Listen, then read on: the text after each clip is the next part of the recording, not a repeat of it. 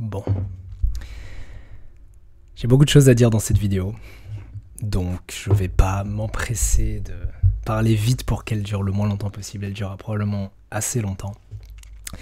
Mais dans cette vidéo, j'aimerais faire un peu un bilan de cette année, l'année qui s'est écoulée. Cette année durant laquelle du coup j'ai tradé activement sur mon compte PropFirm, pas encore financé. En réalité, j'ai ouvert ce compte en juin de l'année passée, donc ça fait un peu plus d'un an et un mois en réalité que je trade sur ce compte-là.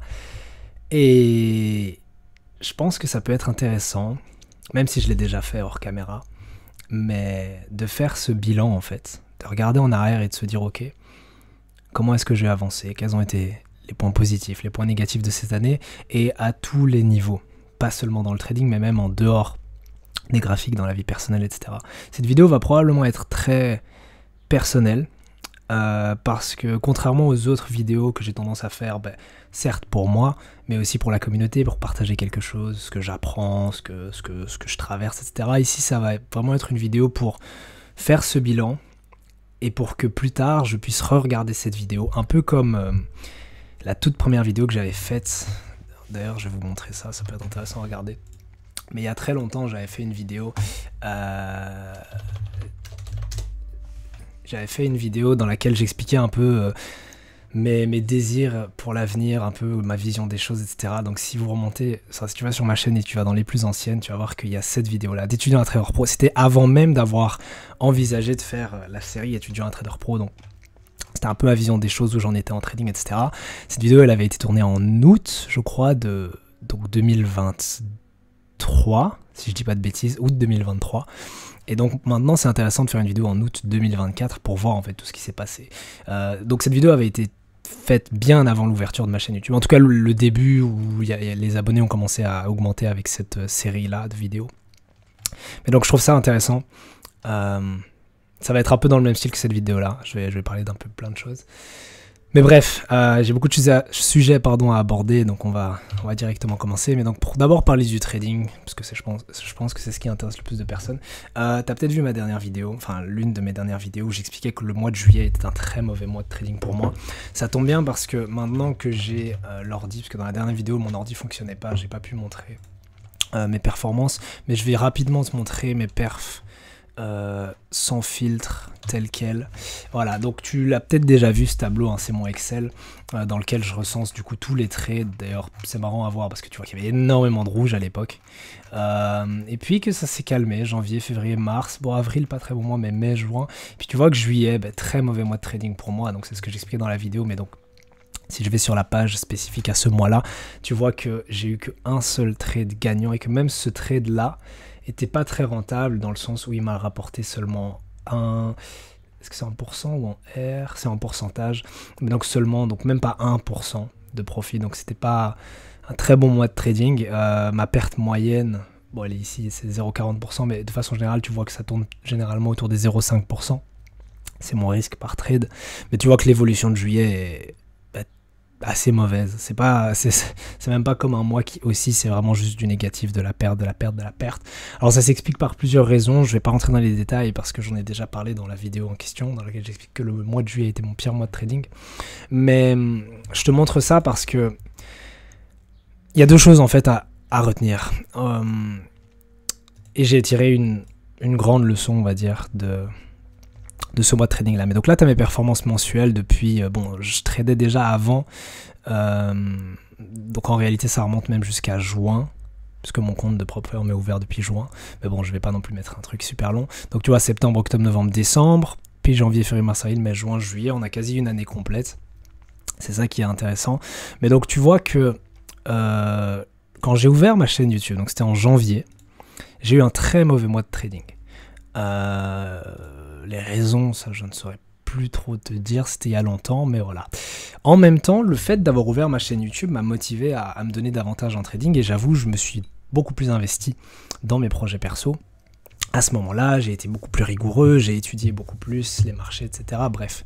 Et les performances des mois qui ont suivi ont été plutôt bonnes. Bonnes dans le sens où c'est la première fois depuis que j'ai commencé à apprendre le trading, j'ai commencé à apprendre le trading il y a plus de 3 ans, c'est la première fois où j'avais plusieurs mois consécutifs dans le vert. Donc tu vois ici, 0. Alors les performances restent faibles. L'un de mes plus gros problèmes en trading pour l'instant, donc sur cette année-ci, c'est le rendement. Dans le sens où j'ai énormément de mal à dégager un rendement important. Le seul mois où j'ai réussi à avoir un rendement plutôt correct par rapport à ma gestion des risques, c'est le mois d'octobre.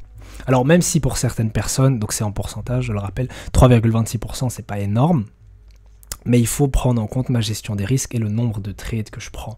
Je prends pas énormément de trades par mois, généralement ça tourne autour de 10 trades maximum, et je risque très peu par trade, peut-être du 0,5%. Donc si tu fais les calculs, avec un win rate qui va tourner autour peut-être de 50%, dégager un profit de 5 ou 10% avec ma stratégie actuelle, je pense pas que ce soit possible, même si j'exécutais parfaitement mes positions. Mais donc, dégager un rendement comme celui du mois d'octobre est assez difficile pour moi en ce moment. Ça s'explique par plusieurs choses sur lesquelles je travaille justement en ce moment. Mais ça ne m'a pas empêché quand même d'être profitable. Pas nécessairement rentable, mais profitable dans le sens où chaque mois j'ai dégagé un profit. Depuis le début de l'année, à l'exception de janvier. Donc février, mars, avril, mai, juin. Mais tu vois aussi que mon rendement diminue en fait de mois en mois. Donc janvier, ça a été un peu la claque en fait. Je me suis dit, oulala, là c'était mon pire mois de trading ever. Donc ça, j'ai jamais fait un mois aussi mauvais. Ça m'a mis une grosse claque de réalité. Je me suis entre guillemets rattrapé. Souvent après une grosse perte, on est beaucoup plus prudent sur les marchés financiers et on refait pas les mêmes erreurs en fait. Et on est tellement prudent que justement on arrive à dégager des profits. Ça a été le cas en février, ça a été le cas en mars. Et puis je pense que vers avril, mai, juin, ma discipline s'est un peu estompée. Les erreurs que j'ai commencé à commettre, disons qu'il y en a eu de plus en plus. Et mon rendement a diminué. Avril, mai, juin, pour malheureusement finir avec une énorme perte au mois de juillet. Alors, non seulement ça me fout le seum parce que si tu fais le calcul, la performance de janvier a déjà été dure à rattraper, parce que tu fais, on va dire plus ou moins 1%, et qu'il m'a fallu 3 mois pour rattraper seulement la performance de janvier. Puis mai, juin, du coup je dégageais un petit profit pour 2024. Mais au final, tous ces profits ont été effacés par le mois de juillet, qui est quasi aussi mon pire mois de l'année. En fait, il est au même niveau que le mois de janvier. Et donc c'est pas une bonne nouvelle. Mais bref, je te montre pas tout ça pour parler du mois de trading, des positions que j'ai prises, etc. Ça pourrait être intéressant d'en faire une vidéo à part. N'hésite pas d'ailleurs à me le dire dans les commentaires si jamais tu souhaites une vidéo détaillée où je te montre toutes les positions que j'ai prises en juillet et les bonnes positions, les mauvaises. Bon, pour le coup, il y a surtout eu des mauvaises positions ici, comme tu le vois. Mais donc, je te montre surtout ça pour te faire un peu une mise à jour de où j'en suis. Et pour le moment, en fait, le trading, ça va pas top. Alors, le trading en lui-même, ou plutôt ma passion pour le trading, ça, bien évidemment, elle reste inchangée. J'adore toujours ce que je fais, ce que j'apprends, etc. Mais au niveau de mes performances, je suis assez déçu. Non pas par le mois de trading qui s'est écoulé, mais par ma performance. Parce que parfois, on peut être déçu, entre guillemets, par les marchés. Les marchés ne sont pas comme on les aime, si je peux dire ça comme ça. Et c'est pas très... Enfin voilà, disons, on a tous une stratégie, une manière d'aborder les marchés, et on a tous un environnement de marché favori. Peut-être qu'il y a des gens qui aiment les marchés très volatiles, d'autres qui préfèrent les marchés calmes, il y a des gens qui vont trader pendant des périodes où il y a beaucoup de nouvelles, d'autres qui vont préférer trader des semaines où il n'y a pas de nouvelles, comme cette semaine-ci par exemple. Mais donc voilà, chacun a un peu ses préférences sur les marchés. Dans ce cas-ci, le mois de juillet était mauvais, non pas parce que l'environnement de marché était pas bon pour moi. Certes, c'est un mois un peu différent parce qu'il y a entre guillemets les vacances et que la volatilité est plus...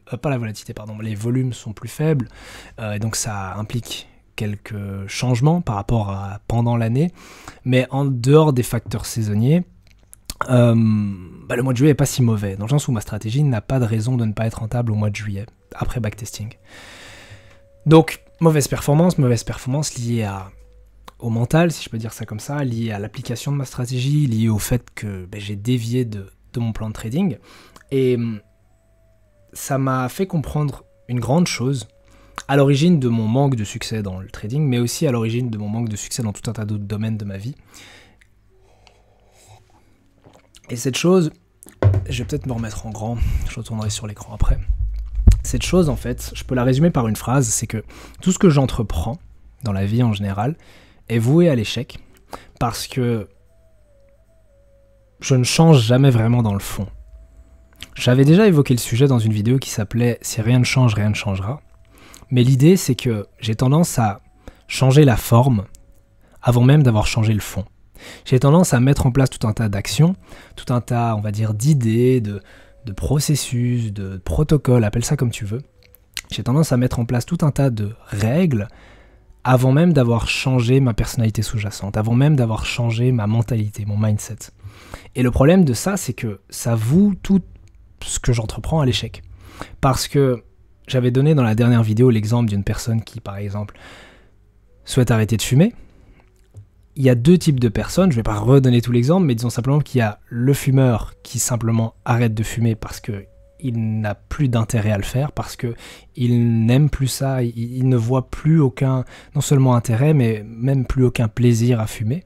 Et donc il va arrêter sans avoir de la nostalgie, on va dire, pour les moments où il fumait. Il veut simplement plus fumer. Puis tu as l'autre qui va arrêter de fumer, mais il va s'imposer l'arrêt de la cigarette. Alors qu'en réalité, il a encore envie de fumer. Cette personne-là va malheureusement pas réussir à arrêter parce qu'elle va devoir constamment lutter tous les jours pour ne pas enfreindre ses règles. Et c'est un peu ce cas-là dans lequel je rentre, c'est que j'essaye de changer, mais en changeant uniquement la forme, en mettant en place des règles que je m'impose de « oh, je dois faire ci, je dois faire ça, je dois pas faire ci, je dois pas faire ça ». C'est le cas aussi avec mon plan de trading. Fais ci et fais pas ça, et fais, etc. Sauf que ma personnalité sous-jacente ne change pas. Par exemple, si je donne un exemple de trading pur, imaginons que tu sois un trader qui coupe typiquement court à ses positions, mais beaucoup trop tôt. Soit parce que le prix va un peu contre toi, tu te retrouves en drawdown, sans pour autant que ton stop ait été enclenché, mais tu te retrouves un peu en drawdown et tu prends peur et tu fermes ta position pour finalement voir le prix partir dans ton sens et en fait ça aurait été un gagnant. Soit à l'inverse, le trade est dans le vert, donc le prix va dans ton sens, tu es en profit de 10, 20, 30, peu importe combien de pips selon ta stratégie, mais tu es en profit d'un certain nombre de points, sans pour autant que le prix ait touché ton TP, ton take profit. Mais tu vas couper court à ta position parce que tu as peur d'observer une inversion du prix ou je ne sais quoi, et donc tu coupes court et tu sors avec peut-être un R réduit par rapport à ce que tu aurais pu faire. Au niveau de ton ratio risque-récompense, peut-être que tu voulais viser du 1,3, voire même un R de 4, 5, je sais pas. Tu te retrouves avec un R de 1, 1,5, peut-être 2. Tu as des profits réduits parce que tu as fermé court à ta position, tu as coupé court à un gagnant. Eh bien, tu peux t'imposer des règles, si tu souffres de ce genre de comportement en trading, tu peux t'imposer des règles du style si je ressens le besoin de couper court à un gagnant, ou à un trade qui semble être un gagnant, je m'oblige à garder la position ouverte, je sais pas moi, 2 heures de plus. Ou bien, si je veux couper court à un gagnant, je m'oblige à passer en revue la liste suivante, une sorte de checklist qui me dit, ok, est-ce que le prix fait ci, est-ce que le prix fait ça, est-ce qu'il y a des raisons pour que le prix s'inverse, etc. Si maintenant le trade ne remplit pas toute cette checklist, je ne ferme pas la position, ou à l'inverse, je la ferme. Ou bien, si tu es en drawdown, peut-être se poser la question, tiens, est-ce que si j'ai positionné mon stop à un niveau d'invalidation, tant que le prix ne dépasse pas mon stop, ça veut dire que le trade est toujours valide, même si les probabilités que ce soit un gagnant sont peut-être réduites, mais je ne dois pas, d'un point de vue technique ou d'un point de vue fondamental, fermer la position. Bref, mais donc des petites questions comme ça, ce que je veux dire, c'est que tu peux te mettre un peu un processus, des règles pour éviter de commettre des erreurs. Mais le problème, c'est que comme dans le fond, émotionnellement parlant, psychologiquement parlant, tu seras toujours appelé à faire ces erreurs, tu seras toujours amené à les faire parce que la personne que tu es continue d'avoir peur d'être dans une position gagnante et de voir les profits flottants sans savoir si tu vas pouvoir les verrouiller. Ta personne, donc qui tu es, continue d'avoir peur quand tu vois le prix en drawdown, parce que tu continues à avoir peur de perdre de l'argent, à avoir peur de te tromper, etc. Et le problème, c'est que tant que tu ne changes pas ces caractéristiques propres à ta personnalité, ça va toujours être un combat, vraiment une lutte interne pour devoir résister et respecter tes règles pour ne pas faire ces erreurs de trading. Et donc, comprendre ça m'a permis de comprendre que, c'est la phrase avec laquelle j'ai introduit ce sujet, c'est que tout ce que j'entreprends est voué à l'échec à partir du moment où je ne change pas cette personnalité sous-jacente, à partir du moment où je ne change pas qui je suis dans le fond. Pour t'illustrer ça avec une image, je crois que j'avais mis ça là, c'est que dans la vie, on fait tous face à un certain nombre de décisions. Ça veut dire que, imaginons que ça, ce soit toi, et puis tu avances dans la vie, et vient un moment où tu dois prendre une décision. Imaginons que cette boule soit une décision, et tu prends une décision qui va t'amener dans un chemin ou dans l'autre. Puis tu prends une autre décision, puis encore une décision, et toutes ces petites décisions rythment ta vie et t'amènent à un certain résultat. Par exemple, je vais plutôt mettre ça comme ça, on va dire le résultat A. Puis en fonction des décisions que tu prends, tu peux avoir d'autres résultats dans ta vie, le résultat A, B, C, D, E, etc. Et peut-être que ton objectif en tant que pour devenir trader pro, c'est tu veux atteindre le résultat D.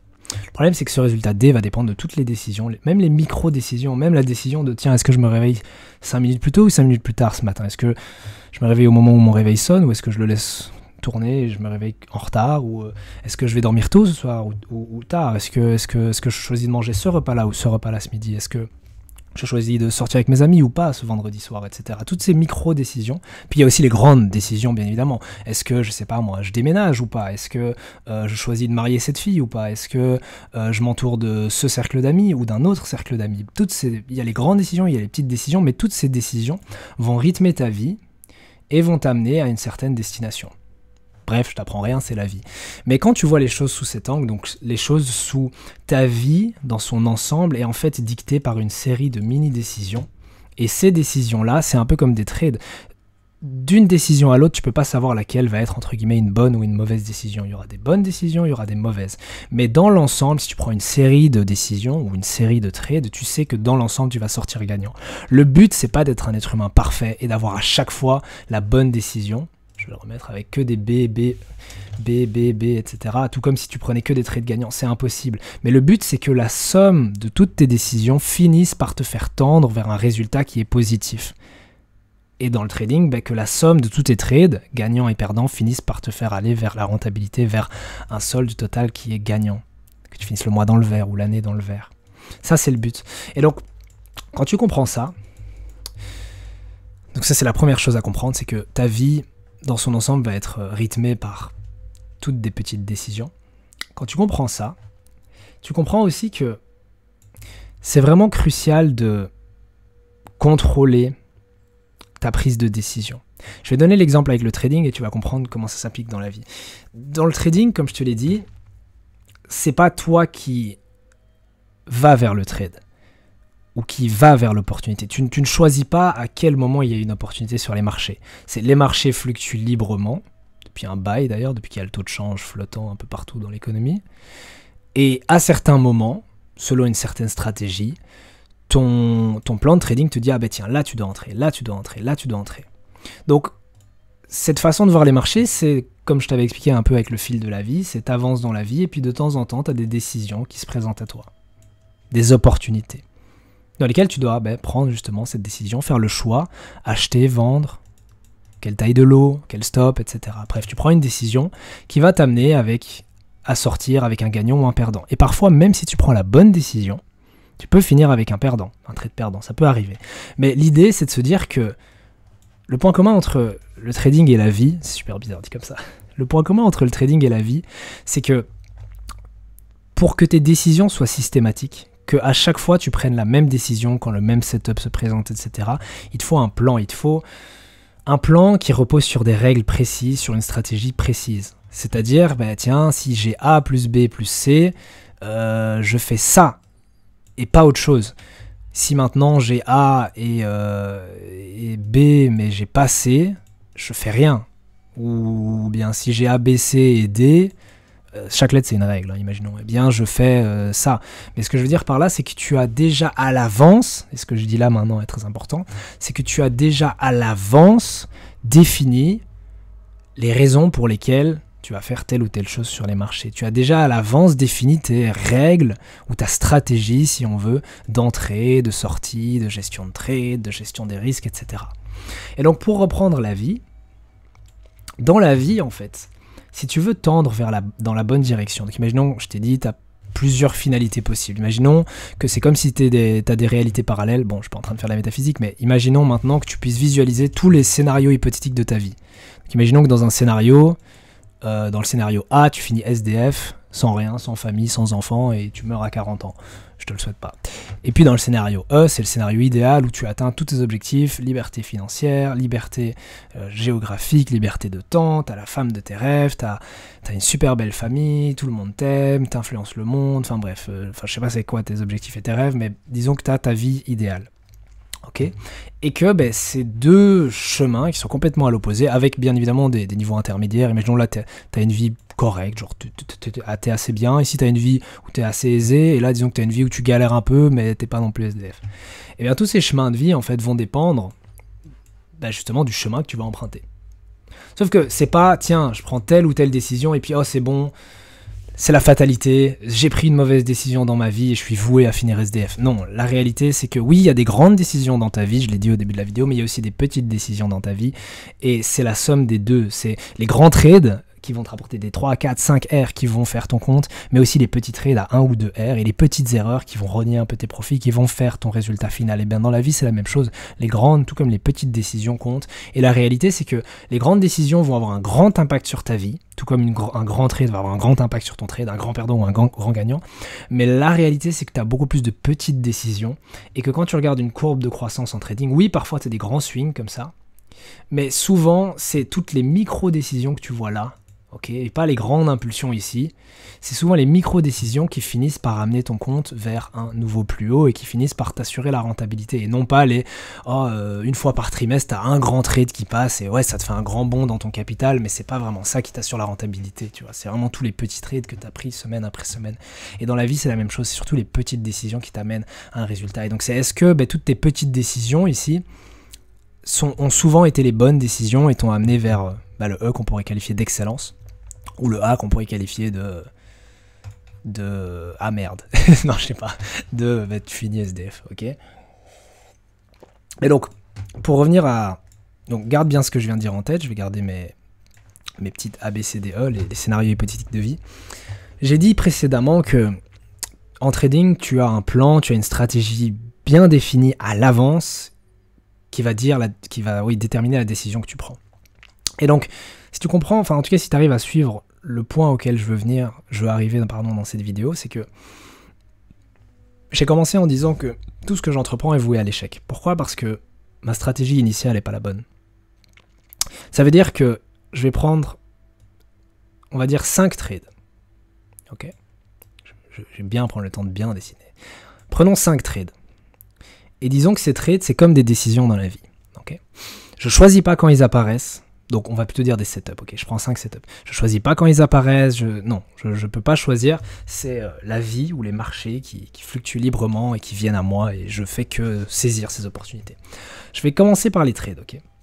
Donc dans le cadre du trading, enlève ce point, dans le cadre du trading, j'ai un setup qui s'offre à moi, un setup qui se présente à moi, un setup qui se présente à moi, un setup qui se présente à moi, un setup qui se présente à moi. Le meilleur cas possible, c'est imaginons que tu aies une probabilité de gain de... Bon, pour simplifier l'exemple, on va dire de 60%. Ok. Ça veut dire que à l'avance, bon, tu ne le sais pas, mais il y a théoriquement 6 trades sur 10, donc 3 trades sur les 5 qui vont être gagnants. Ok. Ça, c'est déjà fixé à l'avance, on va dire. Bon, tu vois pas dans l'avenir, mais on va dire que c'est déjà fixé à l'avance. Donc, si tu agis correctement sur base des setups qui se présentent à toi, tu vas avoir un gagnant. Et puis peut-être un gagnant, un perdant et un gagnant. Tu as 3 gagnants sur 5. Mais ça ne veut pas pour autant dire que tu es rentable. Parce que si maintenant tu n'as pas assez risqué ici, et tu as trop risqué ici, et peu importe, en fonction de tes décisions, le résultat final peut être A ou E, ou D, C, B. Il y a tout un tas de paramètres qui rentrent en compte pour ton résultat final. Mais ce qui est sûr, c'est que si tu agissais correctement, ok, tu maximises ton résultat final.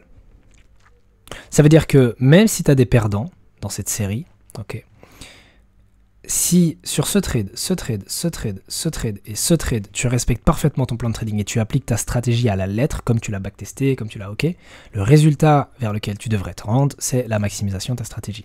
Parce qu'en théorie, puisque tu as assez backtest et testé ta stratégie, tu sais exactement où tu dois placer ton stop, tu sais exactement où est-ce que tu dois placer tes niveaux de profit, tu sais comment tu dois gérer ta position, à quel moment tu dois rentrer, quel est ton déclencheur, tu sais quelle taille de lot tu vas utiliser, combien tu vas risquer sur ce trade, tout ça tu le sais à l'avance. C'est si tu improvises ou que tu commets des erreurs, ok, dans cette série de trades, que tu vas diminuer ton résultat maximum. Tu vas peut-être finir avec le résultat D, C ou peut-être même A, qui est tellement bon possible dans l'exemple que j'ai donné, peut-être même A si tu fais énormément d'erreurs.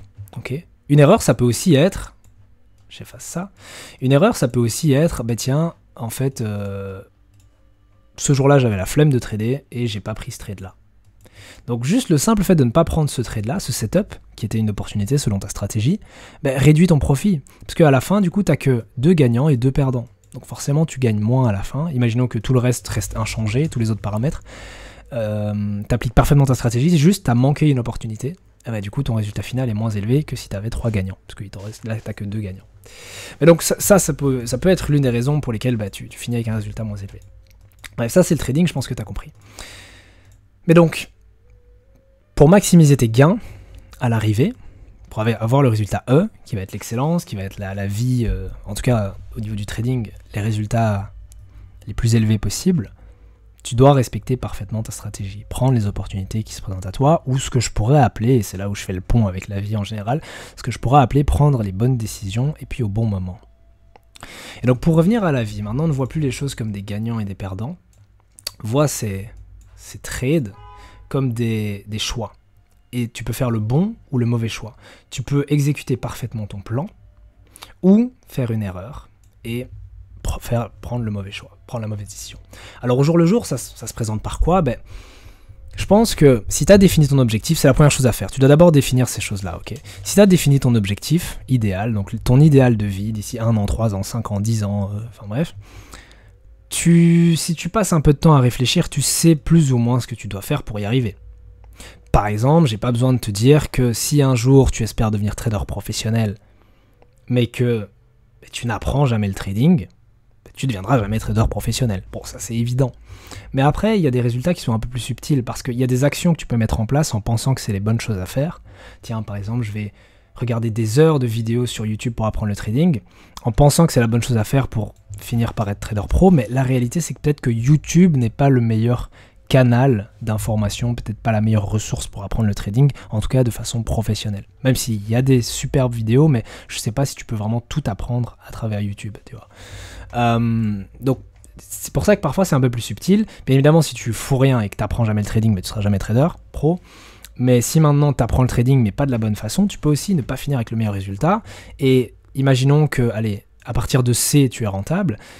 Tu peux quand même si tu apprends le trading, finir dans la catégorie A ou B et ne pas être rentable, malheureusement. Parce que tu prends des décisions que tu penses être bonnes, mais qui ne le sont pas. Dans la vie de tous les jours, ça ressemble à quoi? Ça ressemble à... Je vais te donner des exemples concrets. Imaginons maintenant ce que tu choisis de manger ce midi, ce soir, ce matin. Il y a une bonne alimentation, il y a une mauvaise alimentation. Tu choisis de faire du sport ou pas. Par exemple, aujourd'hui, tiens, est-ce que je vais aller au sport, est-ce que je vais pas aller au sport? L'heure à laquelle tu choisis d'aller dormir, l'heure à laquelle tu choisis de te réveiller. Le simple fait même de trader, tiens, est-ce que ce matin tu te réveilles et tu vas trader, ou est-ce que ce matin tu te réveilles et t'as la flemme, ou est-ce que tu te réveilles en retard? Le fait de choisir de sortir avec des amis, par exemple, ou si tu sors en soirée, tiens, est-ce que tu bois de l'alcool, est-ce que tu bois pas de l'alcool? Sachant que l'alcool, le lendemain, tu seras pas super, tu vas peut-être perdre une journée de travail à cause de ça, à cause de la gueule de bois que tu vas te taper. Est-ce que je sais pas moi, pour des plus grandes décisions de vie, est-ce que tu, comme je l'avais dit tantôt, choisis de déménager, tu choisis, je sais pas moi, d'acheter cette voiture-là, de fréquenter tel groupe d'amis plutôt que tel groupe d'amis, comment sont tes relations familiales, est-ce que tu choisis de garder les ponts avec, ou de couper les ponts avec certaines personnes ou pas, la personne avec qui tu partages ta vie au niveau relationnel, amoureux, bref, toutes ces choses-là, ça va avoir un impact sur ton résultat final. Et je me suis rendu compte en fait que, pour revenir à la phrase de base, beaucoup de choses sont vouées à l'échec, parce que, et là je vais te faire un schéma qui est vraiment important, parce que je n'ai pas déterminé à l'avance ce que j'allais faire lorsque la situation allait se présenter à moi. Donc tout comme sur les marchés, quand tu as un setup qui se présente à toi, okay, tu te souviens, voilà, tu as les marchés qui montent, qui descendent, ça fluctue, et imaginons que selon ta stratégie, tu dois acheter à ce moment-là. Mais c'est pas parce que le setup se présente à toi, ou c'est pas parce que dans ta vie, tu as une décision à prendre qui se présente à toi, que tu vas prendre la bonne décision. Peut-être que le setup va se présenter, mais tu vas prendre la mauvaise taille de l'eau, tu vas peut-être acheter au lieu de vendre, tu vas faire une erreur qui va faire que tu vas pas pouvoir profiter le plus possible de ce trade-là. Et dans la vie, c'est la même chose, tu dois définir à l'avance, et on va parler de ce que ça veut dire, définir à l'avance, ce que tu vas faire quand l'opportunité, quand la prise de décision se présentera à toi.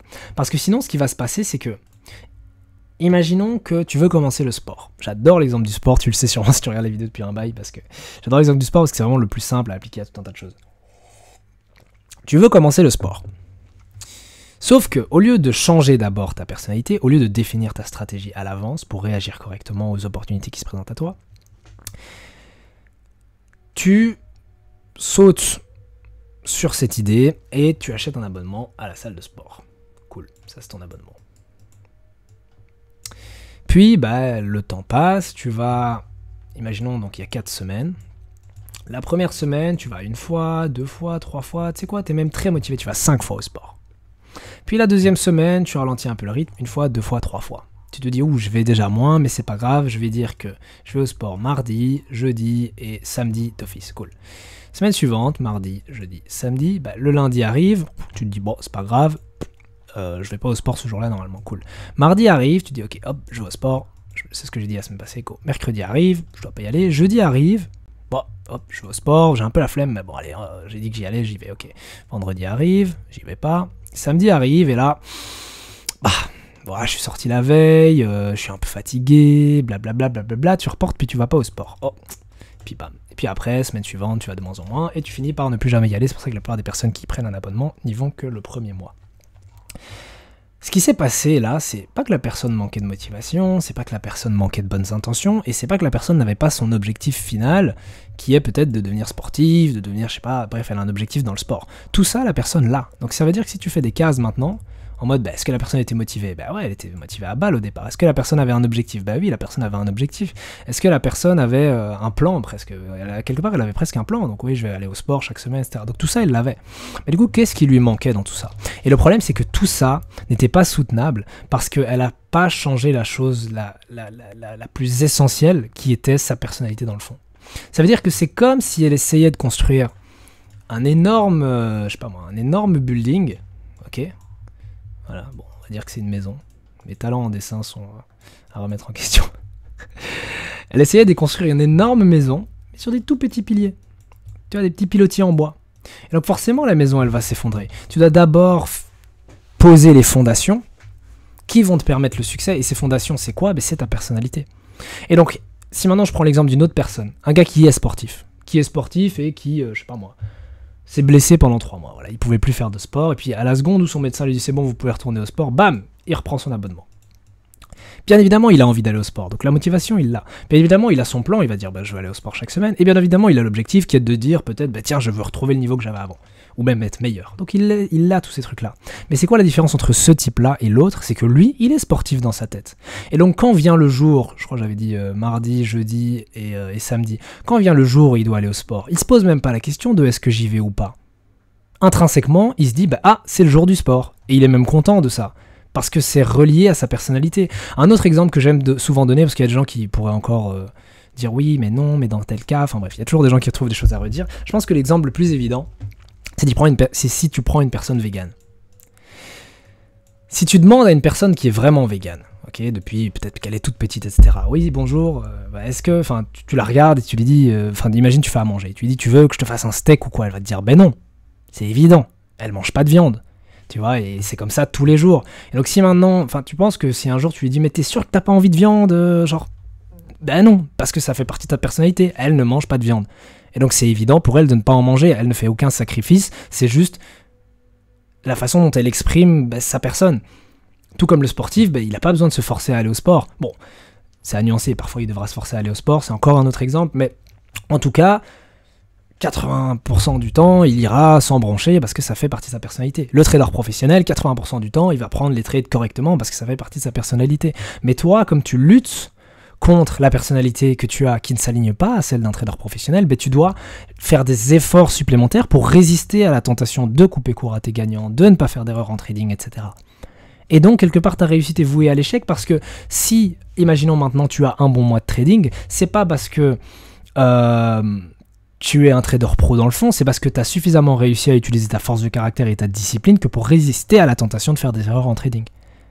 Enfin, si tu rentres dans le cas de ce que je viens d'expliquer, tu peux être un trader professionnel et avoir un bon mois de trading. Mais je parle du cas du trader, pas nécessairement débutant, tu vois, qui est assez avancé, qui a les connaissances suffisantes en trading, mais qui continue à faire des erreurs. Et les seules fois où il a un bon mois de trading, c'est parce qu'il n'a pas fait d'erreur.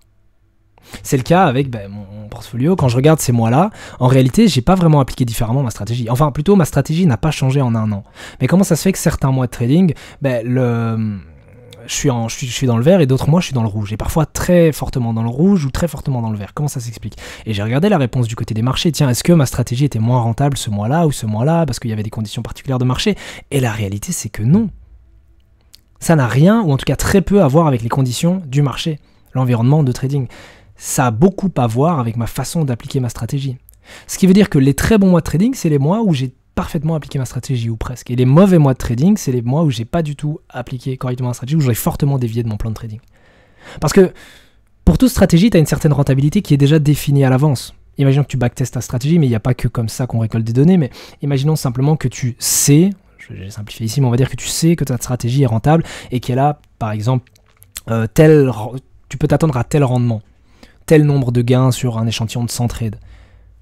Et tout un tas d'autres paramètres que tu peux aussi récolter. Mais je vais prendre juste ces deux-là. Tu peux savoir qu'avec ta stratégie, tiens, ma rentabilité estimée sur un an, c'est de X% par mois. En moyenne, en pourcent, mon ratio de victoire-défaite est de 50%. Je gagne en moyenne un trade sur deux. Tout ça, tu le sais. Tu le sais déjà. Mais comment ça se fait qu'il y ait ces fluctuations-là? Si elles ne s'expliquent pas par le marché, elles s'expliquent par toi, par les erreurs que tu commets. Enfin bon, en tout cas, dans mon cas, c'est ça. Ça dépend des gens, mais voilà. Mais donc, pour en revenir à ce que je disais, avec l'exemple du vegan, avec l'exemple du sportif, c'est que tu dois réussir à changer la personne que tu es pour que quand une décision se présente à toi, donc de nouveau cette boule, tu peux prendre la décision A ou B et tu prends la bonne décision à chaque fois. Imaginons ici ce soit la A. Et puis de nouveau, tu avances dans la vie, une nouvelle décision s'offre à toi, tu as la décision A ou B, et tu prends la bonne décision. Tu prends la bonne décision. Tu prends la bonne décision encore et encore et encore jusqu'à arriver à ce que tu veux atteindre. Alors bon, toutes ces choses-là, ça peut paraître un peu brouillon et ça peut paraître un peu se compliquer la vie, genre pour expliquer quelque chose d'assez simple, c'est fais les bons choix dans la vie et t'arriveras au bon endroit. Mais en réalité, c'est les implications que ça a, c'est vraiment crucial et très très très très très très très important. Tu peux demander à n'importe quelle personne obèse, sans vouloir offenser qui que ce soit, mais tu peux demander à n'importe quelle personne qui est en surpoids si les petites décisions n'ont pas une influence colossale dans la vie et si elles sont un petit peu saines d'esprit, elles te diront que oui. Pourquoi? Parce que leur poids, à défaut des personnes qui ont eu des problèmes de santé ou une génétique très particulière, la plupart des personnes qui sont en surpoids, c'est toutes ces petites décisions alimentaires qui les ont menées à être en surpoids. Tout comme les personnes qui sont en sous-poids. Donc, c'est pour ça que je dis que les implications de ce que je viens d'expliquer sont colossales, parce que sur le moment même, on s'en rend pas compte. Mais après 1 an, 2 ans, 3 ans, 5 ans, 10 ans, par exemple, de malbouffe, tu finis en surpoids. Tu l'as pas vu venir tout de suite, mais à la fin, le résultat, il est là.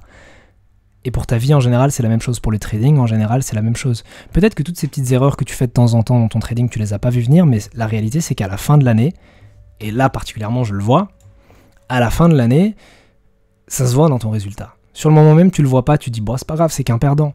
Sauf que c'est pas que un perdant, c'est pas un perdant parce que la probabilité que ce soit un gagnant ou un perdant, il y a toujours une probabilité ouverte que ce soit un perdant. Non, c'est pas pour ça. C'est parce que tu as fait une erreur, c'est un perdant à cause de ton erreur de trading. Ou en tout cas, ton erreur a fortement augmenté la chance que ce soit un perdant.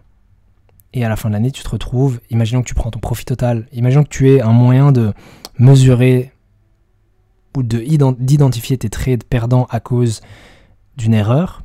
Bien, si tu déduis tout ça de ton résultat final en trading, peut-être que tu serais rentable. Et qu'en fait, tes erreurs de trading rognent tellement tes profits, ou rongent tellement tes profits, que tu finis perdant à la fin du mois et à la fin de l'année, mais peut-être que tu ne le saurais pas si tu faisais pas ces erreurs-là. Et pourquoi tu fais ces erreurs-là, tout comme la personne qui essaie de s'inscrire à la salle alors qu'elle ne se voit pas comme un sportif.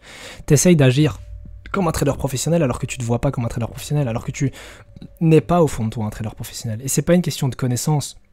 Enfin... Oui, il y a des connaissances, parce que le sportif, c'est pas juste quelqu'un qui fait du sport. Il a aussi des connaissances en sport, mais les connaissances, c'est une chose. Et oui, tu dois te former pour apprendre le trading, tu dois t'y connaître sur les marchés, et tu dois t'y connaître sur le boulot même du trader, qui est encore autre chose. Mais ce qui distingue le professionnel du particulier, en fait, c'est pas tant ses connaissances, c'est vraiment son mindset. C'est vraiment son mindset. En fait... Ce que je te partage là, c'est quelque chose qui a beaucoup été évoqué, mais c'est seulement maintenant que je m'en rends compte, mais c'est quelque chose qui a beaucoup été évoqué dans le livre Trading in the Zone de Mark Douglas. Le fun fact, c'est que c'est mon tout premier livre de trading, donc c'est le tout premier livre que j'ai lu en trading, mais je comprenais rien à l'époque, parce que je n'avais jamais fait de trading. Et aujourd'hui, avec le recul, c'est un livre que j'ai lu plusieurs fois, et je me rends compte en fait que tout ce qu'il raconte dedans, donc pour te le résumer, si tu l'as pas lu, globalement, pour être un trader professionnel rentable, il faut trader dans la zone, il faut être dans la zone. Et la zone, c'est quoi? C'est une sorte d'état d'esprit dans lequel tu es quand tu est en parfaite adéquation avec les marchés, quand tu fais exactement ce que tu dois faire en un instant donné en tant que trader pro. Bref, tu adoptes le mindset des traders pro et du coup tu sais trader comme un trader pro. Et à la fin du livre, il donne un exercice pour te prouver en fait que ta rentabilité n'a pas tant à voir avec ta stratégie ou tes connaissances, ta rentabilité elle a à voir avec ta capacité à respecter ton plan de trading. Parce qu'il t'explique qu'à partir du moment où tu as un plan de trading solide, c'est le seul, je pense, facteur qui est important à prendre en compte. Parce que si ton plan de trading, si ta stratégie de trading n'est pas rentable, non. Mais si tu as une stratégie de trading qui est rentable, la seule raison pour laquelle tu n'es pas rentable, c'est toi, et pas la stratégie. Parce que si tu la donnes à quelqu'un d'autre, peut-être que lui sera rentable avec la même stratégie. Donc c'est une question de mindset. Enfin bref, je sais pas une vidéo sur le livre, mais ce que je veux dire par là, c'est que ma stratégie en soi n'a pas énormément changé au fil du temps. Mes performances ont beaucoup changé et elles ont beaucoup fluctué d'un mois à l'autre, indépendamment des conditions de marché. Et c'est là où tu commences à comprendre en fait que la solution, ou en tout cas ma capacité à être rentable en trading, ne dépend plus tant de mes connaissances et de ma stratégie, même si bien évidemment j'ai encore plein de choses à apprendre et on peut toujours raffiner sa stratégie, mais la stratégie que j'ai actuellement, sur le papier, ne m'empêcherait pas d'être rentable. Ce qui m'empêche d'être rentable, c'est moi. Tout comme avec les autres exemples, sur le papier, si tu as un programme de sport, si tu as une alimentation végane ou tout ce que tu veux, rien ne t'empêche d'être végane, rien ne t'empêche d'aller au sport chaque semaine, etc. Ce qui t'empêche d'être régulier, ce qui t'empêche de respecter ton alimentation, c'est toi. C'est toi, c'est ta discipline, c'est ta rigueur, ou de façon générale, c'est ton état d'esprit. Parce que même cette discipline, cette rigueur, cette force de caractère, dont on pense avoir besoin, on n'en a pas besoin quand on a le bon mindset, quand on a le mindset qui s'aligne au marché financier, ou en tout cas au métier de trader pro. Pour donner un autre exemple qui touche peut-être plus de gens, c'est si tu passes beaucoup de temps sur ton téléphone, comment se fait-il que certaines personnes peuvent passer peut-être 20 minutes sur leur téléphone sans ressentir le besoin d'aller dessus? Je suis prêt à parier que si tu utilises ton téléphone plus que quelques heures par jour, peut-être 3, 4, 5 heures pour des choses comme du divertissement, ça peut être très difficile pour toi de passer moins, on va dire, une demi-heure sur ton téléphone. Et ça peut peut-être même être impensable pour toi de faire une journée sans téléphone. Et pourtant, il y a des personnes qui arrivent sans aucun souci. C'est quoi la différence entre les deux, si ce n'est que l'un a juste la mentalité de j'ai pas besoin de mon téléphone, enfin j'ai rien. Et l'autre qui simplement a cette dépendance et se voit comme une personne qui a besoin de son téléphone, besoin d'aller sur Instagram, besoin d'aller sur les réseaux sociaux, etc. Parce qu'en soi, tout ce que la personne a à faire, c'est ne pas utiliser son téléphone. Ou autrement dit, ne rien faire en fait. C'est même pas comme si elle devait se forcer à faire quelque chose, elle doit juste ne rien faire, ne pas prendre son téléphone pendant une journée. Et pourtant, elle aura énormément de mal à le faire. Tout comme le trader, tout ce qu'il a à faire pour laisser tourner un gagnant, c'est laisser tourner un gagnant. Il n'a rien à faire. Et pourtant, le trader, à chaque fois, en tout cas le débutant, va venir faire cette erreur de couper court à son gagnant. Alors que tout ce qu'il avait à faire, c'était de ne rien faire. Beaucoup de traders, s'ils resimulent toutes les positions qu'ils ont prises, donc tu les mets sur ton graphe, et tu les laisses tourner jusqu'à ce que le stop ou le TP soit touché. Pour beaucoup, le problème ne vient pas tant des entrées, ça vient du placement de stop ou du fait de ne pas laisser tourner son gagnant assez longtemps. Soit ils ont des stops trop serrés, soit ils laissent pas tourner leur gagnant assez longtemps. Ça veut dire que si maintenant tu élargissais un peu plus ton stop et tu laissais tourner tes gagnants jusqu'au bout, tu serais rentable. Bon, bien évidemment, il faut le vérifier. Mais pour ma part, j'ai remarqué que avec des stops un peu plus larges et laisser tourner mes gagnants, ça augmenterait significativement ma rentabilité. Donc ici, le problème ne vient pas de la stratégie. Il vient de l'action humaine que tu mets derrière. De toi, de ta personnalité. Enfin bref, on pourra encore en parler longtemps de cette petite chose, cette petite leçon que j'ai apprise, mais j'ai pris vraiment le temps de l'expliquer dans cette vidéo parce que elle est vraiment très dure à comprendre. Si vraiment t'es intéressé par ça, tu peux aller voir cette vidéo. Très intéressante si tu parles anglais.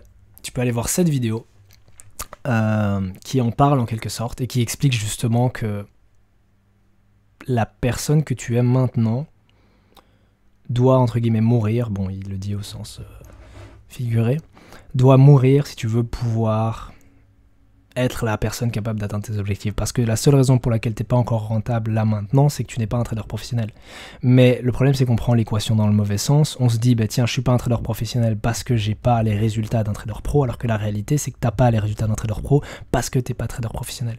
Je sais pas si tu as compris la phrase que je viens de dire, mais en gros, pour beaucoup, c'est, bah, tiens, quand j'aurai les résultats, quand j'aurai le cash, c'est bon, je suis pro. Sauf que la réalité, c'est pas du tout dans ce sens-là. C'est pas ça, c'est pas parce que t'as pas les résultats que t'es pas professionnel, c'est parce que t'es pas professionnel dans ton trading que t'as pas les résultats. Parce que ici, avec ce raisonnement-là, c'est comme si le fait d'être professionnel était le résultat de tes résultats. C'était le fruit de ton travail. Sauf que c'est pas ça, non. Enfin, oui, quelque part, oui, il y a le travail derrière le fait d'être pro, mais être professionnel, c'est la source, la fondation. Tu dois d'abord être un trader professionnel et agir correctement, et ensuite les résultats viendront. Parce que je peux t'assurer que un trader pro, même après un mauvais mois de trading, parce que ça peut arriver, ben les mois qui suivront, il sera rentable. Indépendamment des conditions de marché, je veux dire, la rentabilité est ancrée en lui. Ça veut dire que tu peux prendre la courbe d'un trader pro, ok, généralement ça ressemble à ça, parfois il peut y arriver un truc comme ça, mais il finit par remonter parce qu'il est rentable, ça fait partie de lui. C'est un trader pro. Alors que le trader novice, qui a un peu de chance, et il peut aussi, par exemple, bon allez, on va dire, il démarre break-even, et puis à un moment il a une série de gains, et il se retrouve rentable. Sauf que la courbe réaliste de croissance pour son niveau, c'est peut-être quelque chose comme ça. Et donc, même s'il a eu des gains spontanés à un moment, grâce à de la chance ou des conditions favorables de marché, etc., ben, très vite, il va faire des erreurs qui vont le ramener à son niveau. Et ce sera comme ça. Et il va se dire, mais je comprends pas, je croyais que j'étais rentable, parce que sur 3 mois ou 6 mois, j'avais des bonnes performances, et maintenant je me retrouve à 0, break-even, je comprends pas. Ben, la réalité, c'est parce que c'était pas pro. Parce que si tu étais un trader professionnel, tu aurais été capable de garder tes gains. Parce que tes gains auraient été engendrés par, entre guillemets, tes skills, et non pas par de la chance. Ils auraient été engendrés par tes compétences. Bref, la vidéo est extrêmement longue, j'hésite à continuer. Je crois que j'en parlerai dans une autre vidéo, parce que je viens déjà de donner tellement d'informations à digérer. Je voulais encore aborder d'autres situations dans ma vie privée, notamment où j'en suis, parce que j'avais fait une vidéo pour dire que j'arrêtais l'UNIF, donc comme j'arrête l'université, forcément je dois faire quelque chose. Donc je voulais un peu vous mettre au jus, vous tenir au jus par rapport à ça. Je voulais aussi parler des relations sociales. Ça aussi, il y a quelque chose une assez grande leçon de vie que j'ai compris ces derniers temps, par rapport aux relations sociales et à l'importance de bien s'entourer, ou plutôt de faire attention à la part de temps et d'énergie que nos relations sociales nous prennent, parce que ça peut te booster dans tes projets, tout comme ça peut significativement te ralentir, voire même t'empêcher d'atteindre tes objectifs. Mais j'en parlerai dans une autre vidéo. Puis alors aussi les relations amoureuses. Bon, c'est un sujet dont je parle vraiment pas souvent sur la chaîne, mais pour les personnes qui soit sont en relation, soit cherchent une relation, ou bref, pour les personnes qui ont quoi que ce soit d'amoureux dans leur vie, ça peut aussi avoir un impact sur tes projets, particulièrement sur ton trading. Je parle pas des hauts et des bas que toute relation de couple rencontre, ça bien évidemment ça va avoir un impact sur ta vie, mais je parle pas tant de cet aspect-là qui peut impacter psychologiquement ton trading, je parle plutôt de ton désir de réussite et de la difficulté que ça peut être pour certaines personnes de comprendre ce que c'est de vouloir être trader pro et de ce que ça implique. Parce que la réalité c'est que si tu veux vraiment réussir dans ce milieu-là, tu vas devoir faire des sacrifices, et que si tu les fais pas maintenant, tôt ou tard tu vas le comprendre. Tout comme les grands choix à faire que j'ai illustrés dans la vidéo, c'est que les sacrifices il faudra que t'en fasses. Et si tu les fais pas, c'est eux qui finiront par t'obliger à en faire. Genre les sacrifices, ils vont venir toquer à ta porte et te dire bon, tu nous prends ou pas? Parce que il y a un moment où tu vas constater un énorme écart en fait entre tes objectifs, donc ce que tu vas atteindre, et ce que tu atteins réellement. Et quand tu vas voir la taille de cet écart, tu vas te rendre compte que plus tu fais de sacrifices, plus l'écart est étroit. Moins tu fais de sacrifices, plus tu t'éloigneras de tes objectifs. Donc si maintenant ça c'est ton objectif, genre tu veux atteindre ce niveau-là, et ça maintenant c'est le niveau où tu es, ok, eh bien si tu fais pas de sacrifice, tu seras toujours là. Ça veut dire qu'il y aura un énorme écart entre ton niveau actuel et ce que tu veux vraiment atteindre. Et plus tu vas faire de sacrifices, plus l'écart entre ce que tu vas atteindre et ton vrai niveau, ton niveau actuel, sera serré jusqu'à ce que tu atteignes tes objectifs. Bref, ce sera des sujets pour d'autres vidéos. Je sais que j'ai pas été très actif ces derniers temps, ce qui est regrettable. J'ai pas vraiment d'excuses en soi, je sais pas. Pourtant, j'ai toujours tout autant d'idées de vidéos, c'est simplement que je prends pas le temps d'allumer ma caméra. Ouais, c'est dommage, mais j'essaierai d'y veiller. Après, quand j'allume ma caméra ces derniers temps, c'est pour faire des longues vidéos. Donc au final, là où avant je sortais peut-être 5 vidéos de 15 minutes, là maintenant je sors une grosse vidéo ou 2 grosses vidéos de 45 minutes. Donc au final, au niveau du temps que je passe sur YouTube, ça reste la même chose. Mais bref, longue vidéo. J'espère que elle t'aura inspiré, ou en tout cas que tu auras pu en tirer quelque chose. Et puis, dernière chose, j'ai réouvert la communauté Discord. De toute façon, si tu regardes dans la description des vidéos, maintenant le lien qui est mis c'est le Discord et non plus le Skoll, pour ceux qui étaient membres de la communauté Skoll. J'en parlerai aussi dans une prochaine vidéo, mais du coup, si tu n'en fais pas encore partie, n'hésite pas à la rejoindre. On est déjà plus de 500 membres, je crois, 500, 530 membres, donc une personne de plus dans la famille, ce serait chouette. Bref, ciao, c'était Dorian.